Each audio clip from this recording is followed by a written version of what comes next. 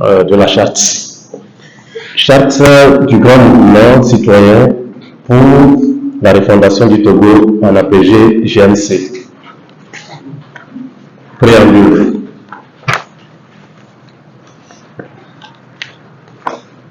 Le Togo, notre chère patrie, est aujourd'hui le seul État de la sous-région ouest africaine à n'avoir jamais connu d'alternance démocratique depuis près de 6 décennies.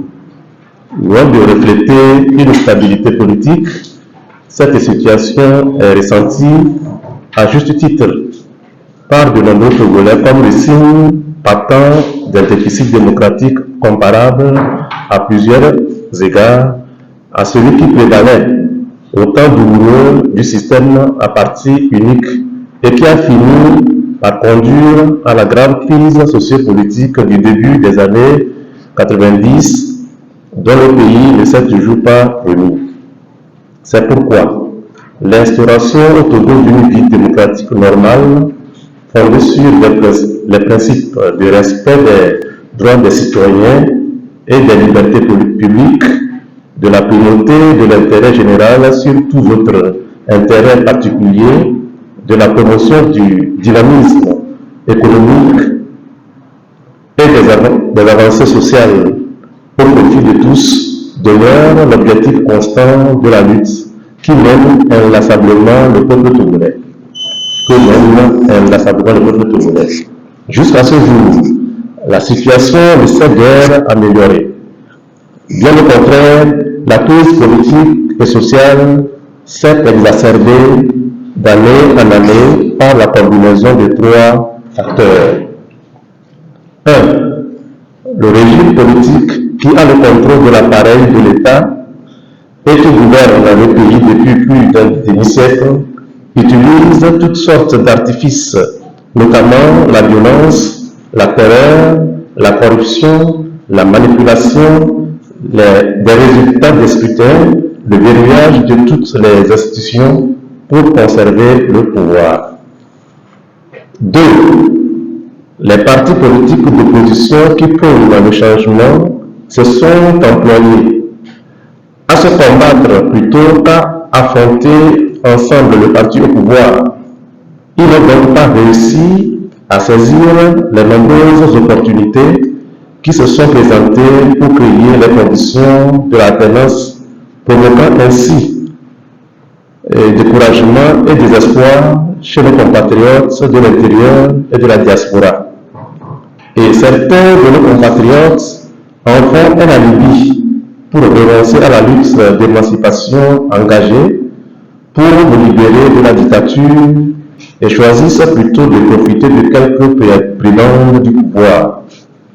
3. Dès les premières heures de notre indépendance, les forces armées togolaises se sont immiscées de manière brutale dans la vie politique de notre pays, brisant ainsi l'élan démocratique amorcé et sont devenus au fil des années un pilier du régime en place qui leur permet de jouer un rôle important dans les affaires politiques et financières. De sorte que l'avenir de notre cher pays, le Togo, est aujourd'hui hypothéqué par une gouvernance calamiteuse, notamment en matière de gestion de nos ressources nationales et en matière électorale. En effet, les Togolais continuent d'assister à une dégradation inquiétante de leurs conditions de vie et de travail à la montée de la précarité, à la baisse continue du pouvoir d'achat, à l'aggravation du chômage des jeunes et à la hausse vertigineuse des prix des produits de première nécessité. Ces fléaux touchent aujourd'hui toutes les couches de la société togolaise, profondément atteintes par la pauvreté et la misère. La persistance de ces fléaux doit nous interpeller tous et doit déterminer tous les fils et filles de notre nation à se responsabiliser pour une lutte acharnée et sans relâche pour la démocratie, l'alternance, la justice sociale et la prospérité, afin de redonner au peuple, et en particulier à la jeunesse togolaise, l'espoir, la joie de vivre, le bonheur, la fierté d'être togolais dans la dignité, la paix partagée et le vivre ensemble. Il est donc urgent qu'au nom de la communauté de destin qui nous lie en tant que fils et filles d'une même nation, au-delà des divergences idéologiques, nous, acteurs des partis politiques, des organisations de la société civile, citoyens de tous horizons, parvenir à nous rassembler autour d'un dénominateur commun et travailler ensemble pour relever les graves défis politiques, économiques, sociétaux, environnementaux et culturels auxquels notre pays, le Togo, notre patrimoine commun, est confronté pour son développement. Ce sursaut patriotique n'est possible que si les forces démocratiques réussissent à se départir des éternelles querelles des personnes et du leadership et s'accordent sur la nécessité de travailler ensemble dans la sincérité et dans l'honnêteté pour recréer les conditions idéales d'une vraie démocratie et d'un état de droit dans notre pays.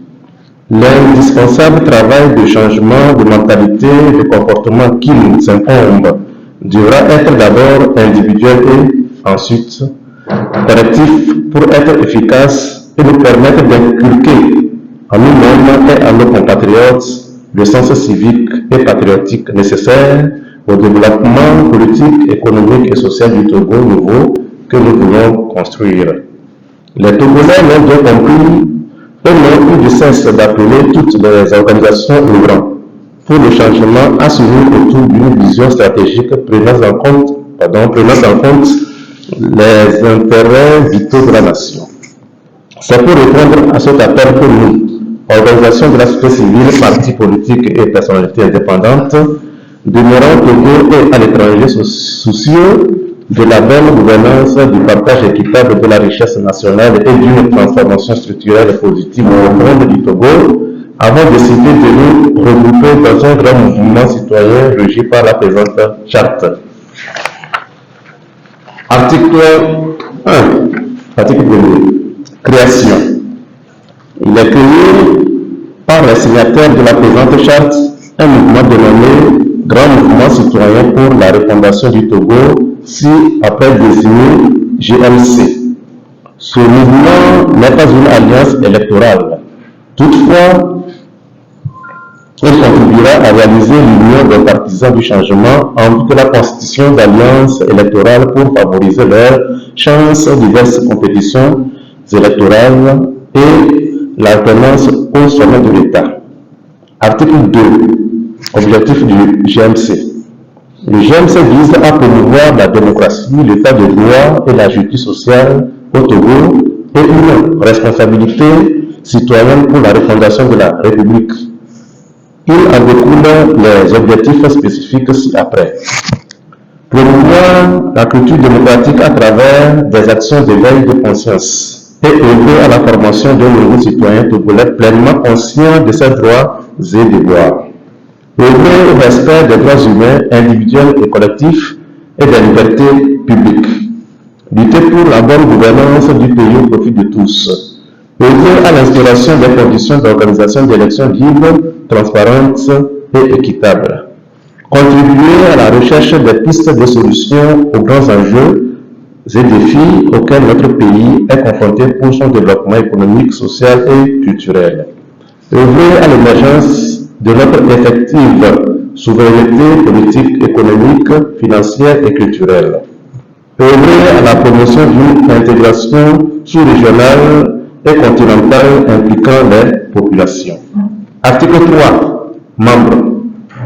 Sont membres fondateurs du GMC tous les partis politiques et organisations de la société civile régulièrement constituées et personnalités indépendantes signataires de la présente charte.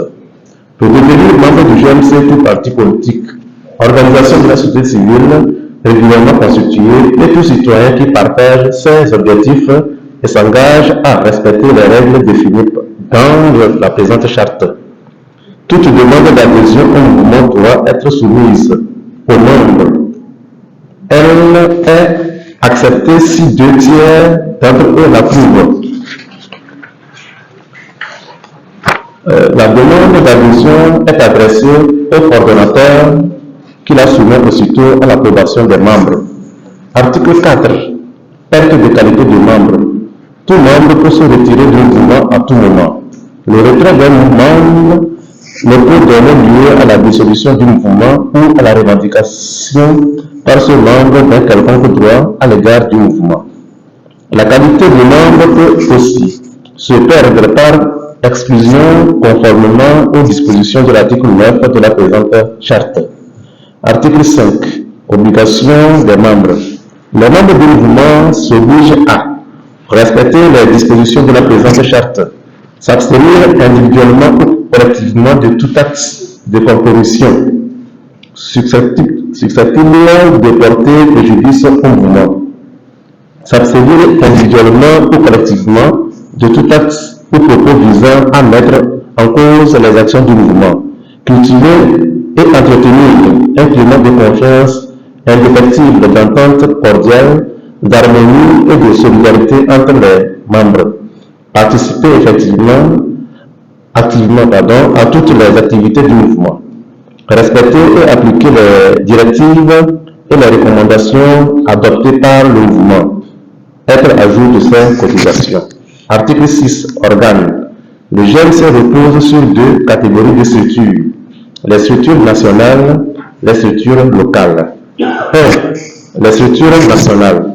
Elles sont les suivantes: la coordination, la conférence des présidents des organisations membres élargie aux personnalités indépendantes, la plénière, les commissions.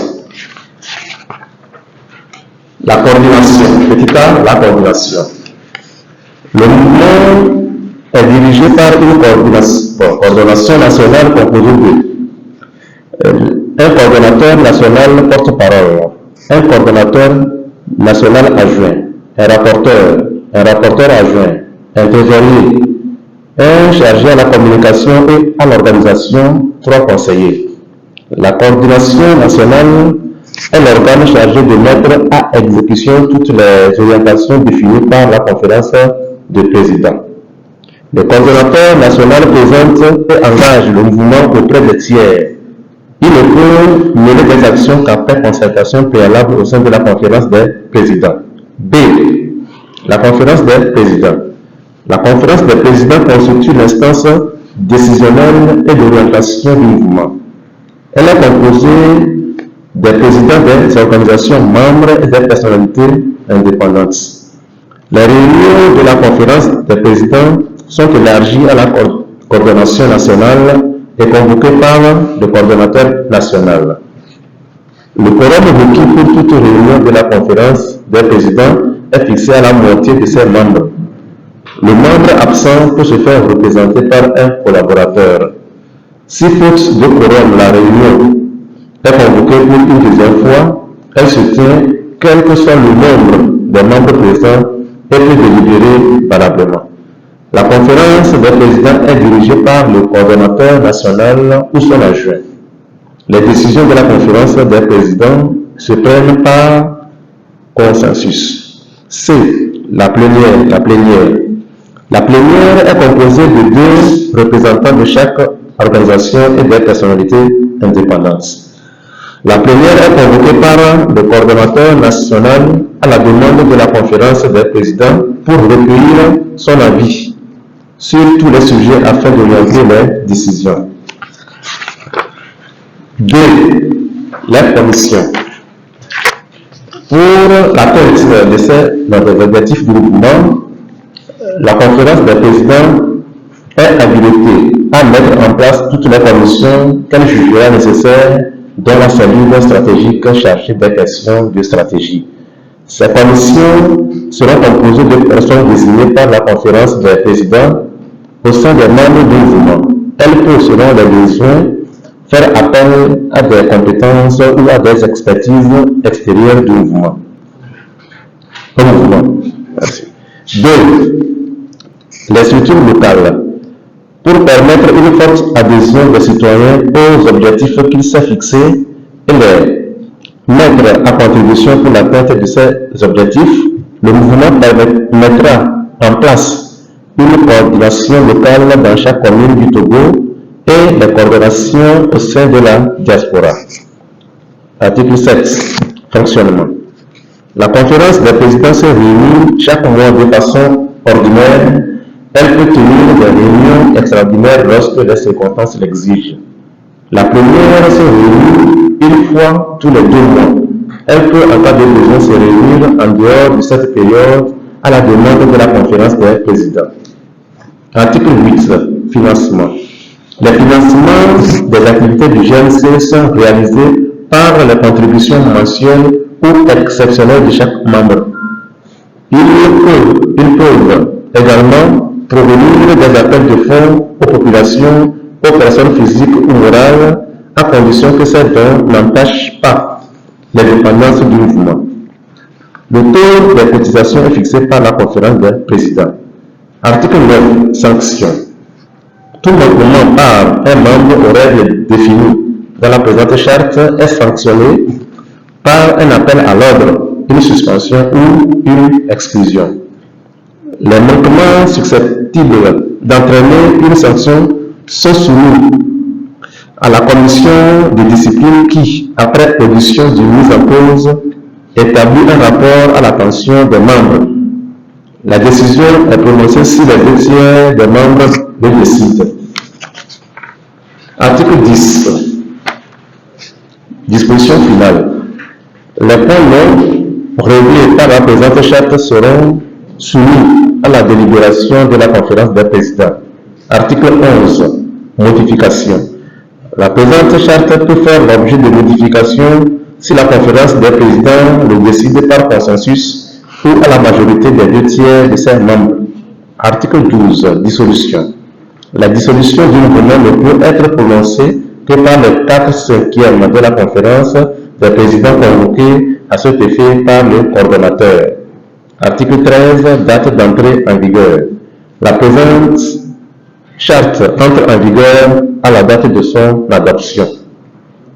Adoptée à le 6 juillet 2023. Merci.